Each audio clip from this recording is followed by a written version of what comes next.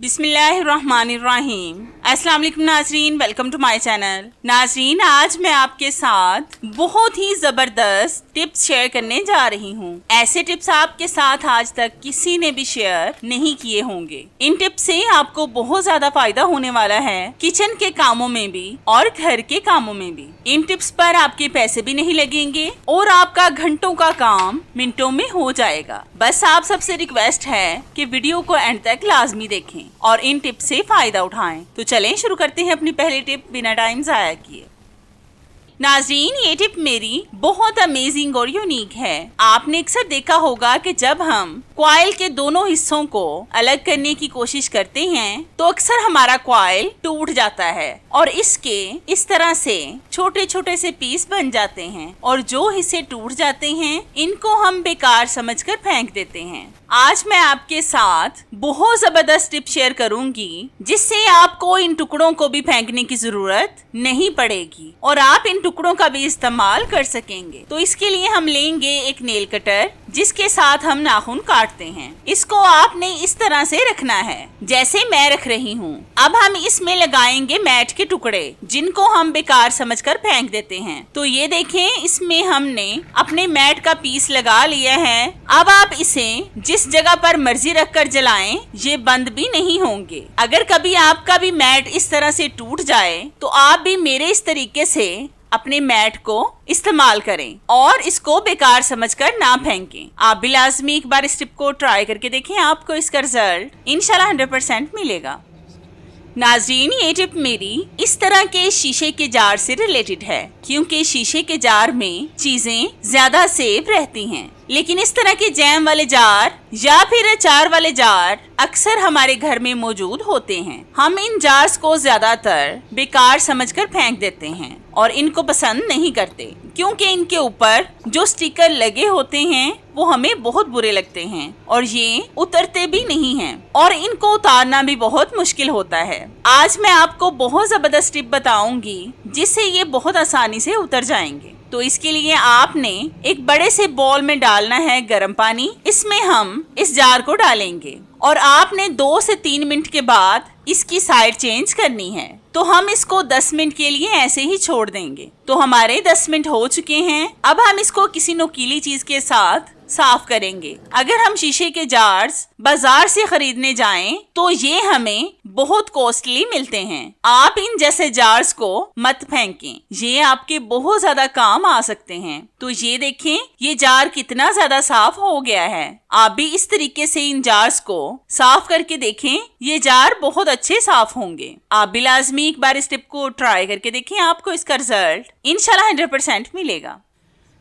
नाजरीन, ये टिप भी मेरी इस तरह के जार से रिलेटेड है। आपने अक्सर देखा होगा कि इन जैसे जार्स के कैप्स अक्सर गुम हो जाते हैं, फिर हम इनको ऐसे ही बेकार समझकर फेंक देते हैं। ये जार बहुत काम के होते हैं, हमें इनको नहीं फेंकना चाहिए। आज मैं आपको बहुत आसान सी टिप बताऊंगी जिससे आप घर में ही इसका कैप बना लेंगे। तो इसके लिए हम लेंगे एक बलून, इसमें हवा भरकर आप इसको जार पर रखें और फिर आहिस्ता आहिस्ता से इसकी हवा बाहर निकालते जाएं। ये देखें, बहुत जबरदस्त सा जार का कैप बन गया है। लेकिन अगर आप इस तरह से कैप नहीं बनाना चाहते तो आपने बलून के ऊपर वाले पार्ट को काट लेना है कैंची के साथ। अब आप नीचे वाले पार्ट को इस जार पर लगाएं। ये एयर टाइट जार बन जाएगा तो इसके अंदर हवा बिल्कुल भी नहीं जाएगी। तो हमने इस जार पर बलून लगा लिए हैं। अब आप इसमें जो चीज मर्जी डालकर रखें वो इसमें महफूज रहेगी। आप भी लाजमी एक बार इस टिप को ट्राई करके देखें, आपको इसका रिजल्ट इंशाल्लाह 100% मिलेगा।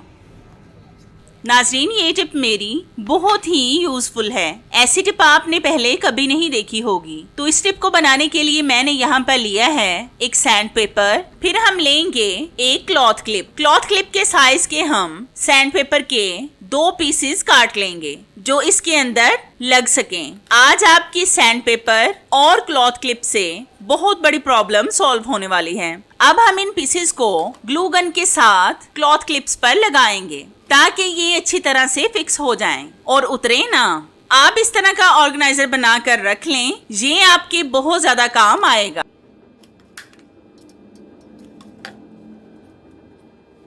हमने सैंड पेपर को क्लॉथ क्लिप पर लगा लिया है। अब हम इससे अपनी छुरी और कैंची को रब करेंगे। आपने अक्सर देखा होगा कि अक्सर ज्यादा इस्तेमाल के बाद हमारी नाइफ और सीजर की धार शार्प नहीं रहते। या तो हम इनको बेकार समझकर फेंक देते हैं या फिर बाजार भेजकर इनको शार्प करवाते हैं, जिस पर हमारे पैसे और वक्त दोनों जाया हो जाते हैं। इस टिप से आप अपनी सीजर और नाइफ को घर में ही शार्प कर सकेंगे, वो भी बहुत आसानी से। इस पर ना तो आपके कोई पैसे खर्च होंगे और ना ही आपका वक्त जाया होगा। तो ये देखिए, हमने अपनी नाइफ और सीजर को कितनी आसानी से घर में शार्प कर लिया है। आप भी इस तरीके से अपनी कैंची और छुरी को घर में शार्प करके देखें, आपको इसका रिजल्ट इंशाल्लाह 100% मिलेगा।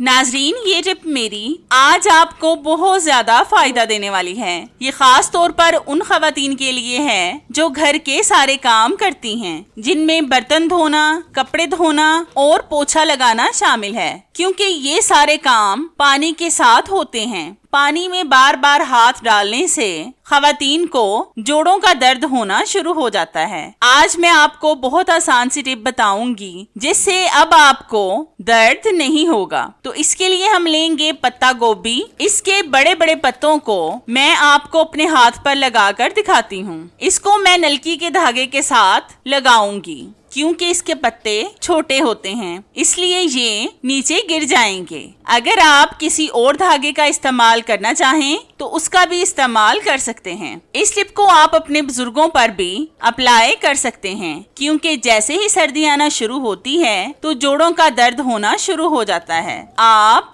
बंद गोभी का इस्तेमाल अपने घुटनों पर भी कर सकते हैं, बल्कि हर उस जगह पर कर सकते हैं जहां पर आपको जोड़ों का दर्द हो। इससे आपको बहुत जल्द दर्द से राहत मिलेगी, यकीन माने। ज्यादा कोशिश करें कि इस टिप को आप उस वक्त फॉलो करें जब आपको कोई काम ना हो। आप सोने से पहले भी इसको लगा सकते हैं। अब आप इसे कम से कम 3 घंटे के लिए ऐसे ही छोड़ दें, और जब आपने बंद गोभी को उतारना हो तो उतारने से पहले अपने हाथ के इर्द गिर्द कपड़ा डाल लें, ताकि एकदम से आपके हाथ पर हवा ना पड़े। ये बहुत अहम बात है, आपने इसको लाजमी जहन में रखना है। और कपड़ा आपने ऐसे अपने हाथ पर डालना है जैसे हम भाप देने के लिए टॉवल से अपने फेस को कवर करते हैं, क्योंकि इससे आपके हाथ पर पसीना आया होगा और वो पहले ही खुश्क हो जाएगा। अगर आपके भी जोड़ों में दर्द हो तो आप एक बार लाजमी इस टिप को ट्राई करके देखिएगा, आपको इसका रिजल्ट इंशाल्लाह 100% मिलेगा।